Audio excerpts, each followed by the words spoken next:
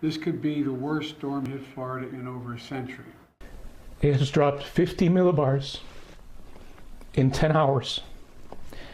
Floridians are racing to secure homes and businesses as Hurricane Milton, now a Category 5 storm, barrels toward the state's Gulf Coast. Expected to weaken to a Category 3 hurricane by landfall, Milton is still projected to be one of Florida's most destructive storms on record. As of the latest updates, Milton is approximately 405 miles southwest of Tampa, with sustained winds of 160 miles per hour and moving northeast at 12 miles per hour.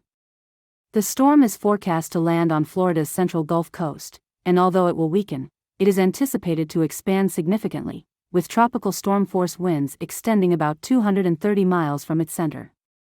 This expansion means that the storm's impacts will be felt over a vast area, potentially covering the entire width of the state. Heavy rainfall, ranging from 2 to 12 inches, and dangerous storm surges are expected, particularly in Tampa, Sarasota, Fort Myers, and Orlando, with surge heights potentially reaching 10 to 15 feet in some locations.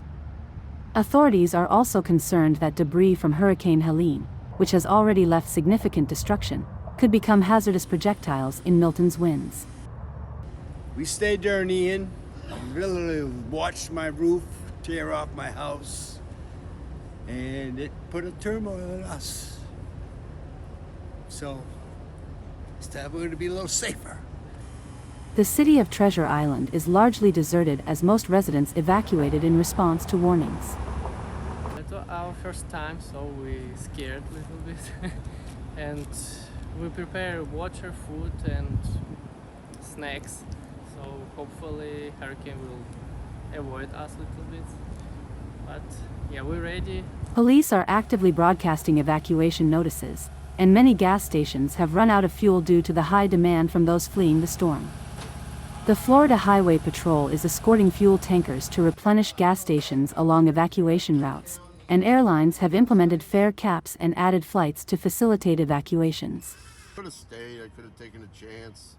I know other people in my zone that aren't evacuating, but I thought, well, I'll just have a little staycation and play it safe and hope my house is there when I get back. Cities and counties across Florida are implementing curfews for those choosing to ride out the storm. Some of the state's largest tourist attractions, including Walt Disney World, SeaWorld Orlando, and Universal Studios, have closed in anticipation of Milton's arrival. In the wake of Hurricane Helene, which has resulted in at least 236 fatalities across 6 states, authorities are on high alert as they prepare for the impending threat of Hurricane Milton.